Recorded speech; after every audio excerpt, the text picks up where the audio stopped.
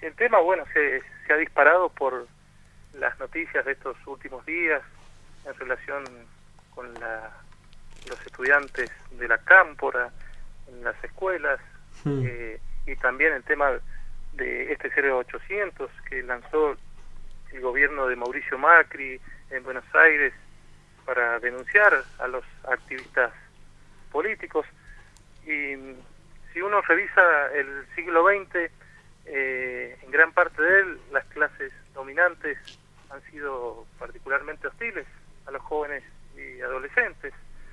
Siempre la posibilidad de que los menores de edad desafíen lo establecido en el plano cultural, social y sobre todo en el plano político ha inquietado a las élites, al establishment, a los sectores dominantes, y generalmente esa inquietud se ha transformado en represión sobre los cuerpos, las ideas, las acciones y sobre todo sobre las posibilidades de organización de los más jóvenes. Hay un dato contundente: la última dictadura genocida en la Argentina asesinó a 250 adolescentes de entre 13 y 18 años, en ese exceso de pensamiento que muchas veces llevaba a los adolescentes a participar activamente en política. Era considerado terrorista, a tal punto que en el año 1977 circuló por las escuelas un folleto del Ministerio de Cultura y Educación de la Nación titulado Subversión en el ámbito educativo y subtitulado Conozcamos a nuestro enemigo, en el cual se instaba a las autoridades y docentes a erradicar la subversión en todas sus formas. En ese texto se advertía a los maestros, a los profesores sobre los peligros de la infiltración y dominación marxista. Por ejemplo, en parte de ese texto, cito textualmente, decían: se ha advertido en los últimos tiempos una notoria ofensiva marxista en el área de la literatura infantil. En ella se propone emitir un tipo de mensaje que parta al niño y que le permita autoeducarse sobre la base de la libertad y la alternativa. Para los militares, o para el gobierno cívico-militar, la literatura infantil podía inducir a la subversión. También decían que este proceso subversivo es facilitado por la incompetencia de algunos funcionarios, inspectores y docentes que, sin ser marxistas, son instrumentos del movimiento subversivo organizado, por temor o negligente falta de información de la penetración ideológica. Me hizo acordar esta frase a lo que denunciaba la directora de educación de la municipalidad de Godoy Cruz, cuando decía que los estudiantes se engañaban a los directivos, decía que se aprovechaban de su nobleza para infiltrarse en las escuelas. En estos días hemos presenciado la denuncia mediática de esta especie de infiltración de la organización juvenil peronista La Cámpora en las escuelas, y también, como decíamos recién, la propuesta del gobierno de Mauricio Macri de delatar anónimamente a los pibes que militan. Esto nos ha hecho recuperar la necesidad de profundizar la discusión sobre los adolescentes y la política. En Mendoza no es la primera vez que se ataca con saña a los jóvenes desde los medios de comunicación. Hay otros ejemplos recientes que también nos pueden ayudar a analizar el discurso de la prensa hegemónica en este tema. Recordemos en el 2006, durante el gobierno de Julio Cobos, cuando alrededor de 200 escuelas tenían serios problemas de infraestructura básica, entre ellas la falta de instalaciones de gas que impedían que los alumnos tuviesen calefacción. En ese momento, progresivamente, decenas de estudiantes comenzaron a salir a las calles para protestar y reclamar. En abril comenzaron los cortes de calles frente a la Casa de Gobierno, y también en abril comenzaron los duros ataques de la prensa hacia el movimiento juvenil. En esto particularmente el Diario 1 se puso a la vanguardia. Hay distintos textos. Es muy interesante analizar el mes que va desde un poco más, desde el 21 de abril hasta el 27 de mayo, el discurso tremendamente hostil del Diario 1 hacia los adolescentes y jóvenes. Por ejemplo, el 21 de abril, el Diario 1 dice: también vale la pena decir que el estado en que están las estufas de las escuelas, como muchas de las instalaciones escolares, se debe a la destrucción sistemática que ponen en marcha los propios alumnos, lo cual demuestra un desprecio notable por lo público, por lo que nos pertenece a todos. Acusa a los adolescentes de despreciar el Estado, de despreciar lo público, los bienes del Estado. Al día siguiente sigue la arremetida y dice que se está produciendo un fenómeno social con destino incierto, que desgraciadamente ha llegado a Mendoza. El protestismo, lo califica el Diario 1, el camino tomado crea la falsa imagen de que es una solución, cuando no es otra cosa que un narcótico que solo produce un paraíso artificial de mejoría, una especie de droga que están consumiendo los adolescentes, que los lleva a una idea artificial. Al día siguiente, el 23 de abril, sigue el embate del diario, este diario de la derecha mendocina, que además avanza y pide leña sobre los adolescentes. Dice que quien comete un delito, como cortar una calle o atacar a alguien o romper algo, debe recibir los castigos que la ley prevé. Pide la justicia, pide la policía. Días más tarde se llega al clímax de la satanización de los pibes, diciendo: si en abril, con este cálido tiempo, crece jornada tras jornada el festival de protestas de adolescentes, ¿qué nos puede esperar en julio o agosto? ¿Le prenderán fuego a la directora general de escuelas en una hoguera? Dice el Diario 1, me parece exagerando bastante lo que estaba ocurriendo por esos días. El 30 de abril sigue la crispación. El 4 de mayo el Diario 1 le pregunta a los padres si saben qué hacen sus hijos de 12 o 13 años, lo que nos hace acordar de aquella propaganda de la dictadura, cuando preguntaba: ¿saben qué está haciendo su hijo en este momento? ¿No se estará metiendo en una organización peligrosa o en algo raro? Y el 23 de mayo el 1 explota en su hastío contra los estudiantes en lucha. En esa edición nos dice: el espíritu protestón que cruza la sociedad lleva a que frente a cualquier problema se suspendan actividades, se corten calles o se proteste, siempre de un modo destructivo, de abrigarse más y estudiar ni hablar. Es decir, los alumnos con esta postura no tienen una posición constructiva, tienen una posición destructiva. Ricardo, una curiosidad. No he tenido la posibilidad de leer las notas que citás de Diario 1 del 2006. Muchas deben estar firmadas por Manuel de Paz, ¿no? Porque es una temática que sigue sosteniendo ese enfoque, ¿no? Yo recuerdo que había muchas en editorial en esa época, en su sección editorial. Sí, la editorial. Ahí tengo un poco de eco en el auricular, retumba.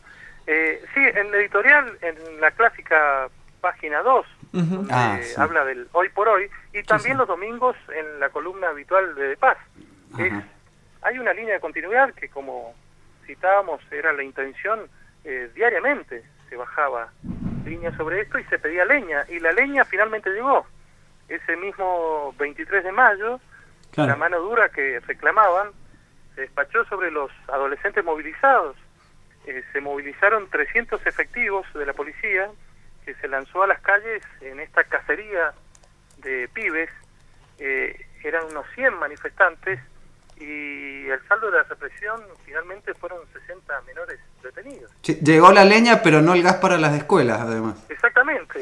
Llegó la leña para los pibes, pero no el gas para la calefacción, o las instalaciones que debían instalarse, porque gas había, pero la infraestructura no existía en muchos casos, en cerca de 190 escuelas, 200 escuelas, según el Diario 1, porque los alumnos destruyen, porque los alumnos habían roto todas las estufas. Es decir, la culpa era de los alumnos siempre para el Diario 1. Pero el 27 de mayo de 2006, a pocos días de esta represión, bajo el título Todo Mal, el Diario 1 marcó en la página 2, ahí en esta columna que hablábamos recién, de Hoy por Hoy, uno de los hitos en la historia del cinismo periodístico en Mendoza. Después de vapulear durante un mes a los alumnos que reclamaban legítimamente calefacción y de azuzar a la represión del Estado, el 1 denunció impúdicamente: la equivocación de los alumnos que protestan, la impericia de los funcionarios de la Dirección General de Escuelas, el oportunismo de algunos políticos y sindicalistas, el delirio de la policía que detiene a 60 menores sin orden judicial, y esto es para alquilar balcones, la imprudencia de los medios que en vez de analizar la problemática con amplitud e integralmente, echan leña al fuego legitimando situaciones inaceptables. Lo que habían hecho ellos, sí. La esquizofrenia a su nivel máximo o el cinismo en su expresión más explícita. Todos estos son diarios que están en internet, que cualquiera puede consultarlos. Es decir, como hemos visto ahora en la situación del reparto de libros por parte de estudiantes que militan en la agrupación La Cámpora, a muchos no les viene bien nunca que los jóvenes se involucren en política, ni cuando protestan por causas legítimas, como era la situación de los estudiantes en el año 2006, ni mucho menos cuando se organizan para contribuir en la construcción de un nuevo proyecto colectivo que los integre. La idea pareciera ser es estigmatizarlos. A veces se los invisibiliza cuando hacen cosas, se oculta lo cotidiano que realizan los adolescentes, y en otras ocasiones los medios se empeñan en mostrarlos como jóvenes peligrosos, delincuentes, vagos y no comprometidos, en un gataflorismo que en el fondo lo que pretende es sentar un mensaje de que es peligroso que los jóvenes piensen, que los jóvenes discutan, que se organicen. Sí. Yo recuerdo que también hace un par de años en la escuela Manuel Belgrano, ahí en la escuela secundaria en Godoy Cruz también justamente, las fallas edilicias hicieron que los jóvenes que concurren a esa escuela también se manifestaran en contra, fueron también vapuleados nuevamente por los medios de comunicación. Y sancionados en la escuela. Sancionados en la escuela, perseguidos, ¿sí? Y después uno ve a la directora de educación del municipio, ¿sí? Que es quien supuestamente debería articular las necesidades de las escuelas con el ministerio, ¿no? Con la Dirección General de Escuelas. En este caso, también quejándose por las mismas conductas y empiezan a cerrar un poco las cosas en ese sentido, Ricardo, también. Además, después no bajan la tónica. Recién hablamos de paz. Después de esta especie de aceptación de la incidencia que pueden tener los medios en la represión policial, al domingo siguiente de Paz tuvo una columna que la tituló Intocables criaturas de Dios.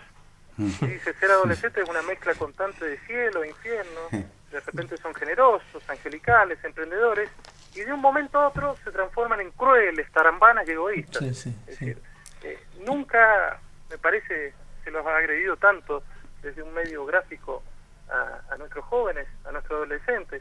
Yo celebro, nosotros somos parte de una generación que nos robaron el abril político. Nosotros no podíamos militar, estaba muy mal visto que militáramos.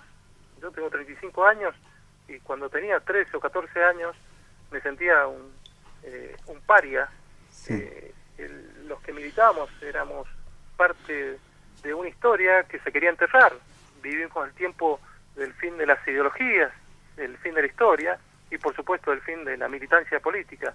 Hoy me parece que tenemos buenas noticias, hay un montón de cosas para discutir, si hay cosas que los adolescentes están haciendo bien o mal, o si el Estado está promoviendo una forma de militancia u otra. El dato me parece importante y la gran noticia es que los adolescentes, los jóvenes, están pretendiendo discutir y luchar por un proyecto colectivo.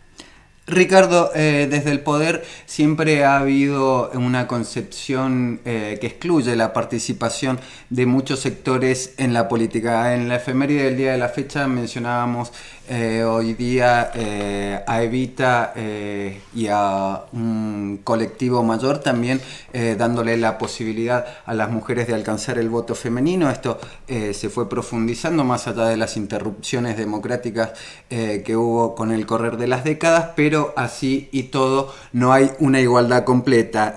Por estos días vemos que tampoco los presos o los parias o los marginados de la sociedad tampoco pueden hacer política según ciertos sectores y si no, los pobres, porque los que se deben ocuparse de hacerla son los tecnócratas. ¿Cuál sería el peligro real de la posición de los jóvenes actuando en política que estos factores de poder tanto le temen? Yo creo que el peligro que más temen estos sectores es el joven trabajador. El joven estudiante que milita es un paso previo al joven trabajador que después también milita y que pelea por la distribución de la renta. Es decir, ese paso que todavía no se da en la Argentina creo que es lo que más temen los sectores más concentrados de la economía. La juventud sindical es una fuerza incipiente en estos tiempos, pero es un desafío para los sectores económicos que pretenden que uno estudie solamente, se concentre en obtener un título habilitante para después ingresar a una empresa y no practicar la política porque la política siempre supone poner en crisis el status quo. Entonces, militar en política significa disputar espacios de poder, no solo para protestar y resistir, sino para también transformar la realidad, que eso es lo que consideraban justamente subversivo la dictadura. La dictadura, recordemos, instauró un genocidio para imponer un sistema social, económico, cultural y político que estamos, por suerte, desmontando lentamente.